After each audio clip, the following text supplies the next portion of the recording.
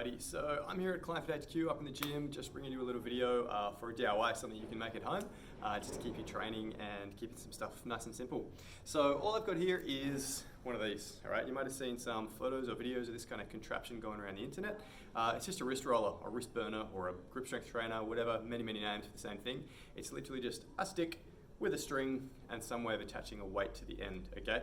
What we want to do with this is just roll until we get the weight up, and then either unroll it or let the weight go down and roll the other way, okay? So it's a really good little way of just warming your wrists up, getting that range of motion through and getting some grip strength training. And I just want to go through a quick little video on how to make one.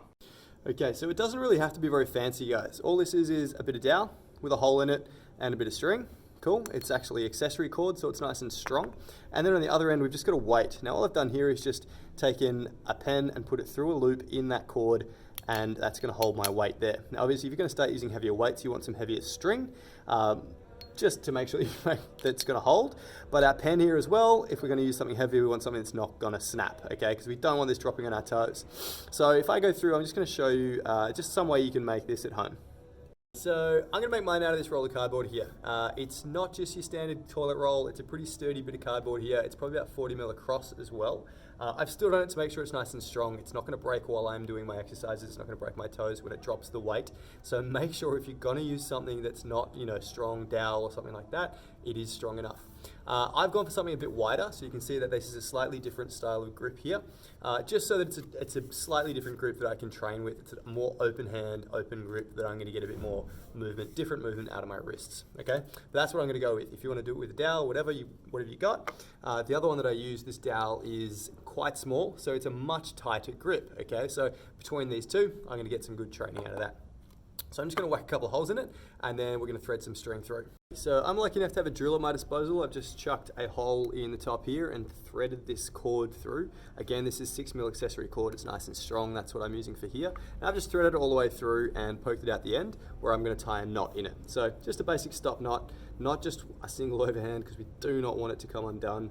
And we're just going to tie a little stop knot in there, make sure it's nice and tight, and then pull it back through. Now, if you've only got like a bit of dowel or something, then for sure, just tie it nice and tight, and it'll be on the other side of your dowel, like so, right? And that's fine, that's totally fine. You're just gonna wind through. All I've done here is put it on there just so it's a bit neater. I'm a bit fussy.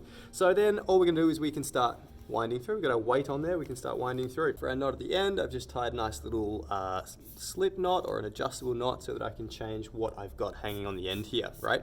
Probably just gonna end up with a Sharpie or a pencil through the end there, just holding my weight. But look, if I want to fill up a drink bottle and put it on there, that'd be perfect as well. So I can slide this over the head of my drink bottle and just lock it on, right? So now let's have a look at how we can use this thing. All right, I've got my wrist trainer ready to go, and we can start looking at how we're gonna use it. So I'm gonna keep mine roughly shoulder height. I'm gonna keep my arms fairly straight at the elbow so that I know I'm moving from my wrists. And ideally we wanna try and move as much as we can at those wrists, okay? So we're rolling all the way up. Now you see I've got a pretty light weight here, something you can find around the home, and I'm just winding back down. Just to keep it nice and easy, I'm gonna roll all the way back down and then all the way back up in that same direction. So I'm gonna keep rolling through. Now this way is where most people find it hardest, okay? We're rolling back towards your elbows, okay? Gripping and lifting towards the elbows. Now what we can do is just let it wind down. This is a really light weight, so I actually have to unwind it, and then we wind it back up the other direction. With a heavier weight, it will want to unwind, so this eccentric or unrolling movement is actually doing work as well. But it's a really great way that you can actually get some movement through your wrists and practice that warm up. As you're coming through and rolling, your wrists are moving through that full range of motion in this gripped position, which you don't often get a chance to do. When you're climbing, it's always here locked in, right? So we're trying to get those wrists moving.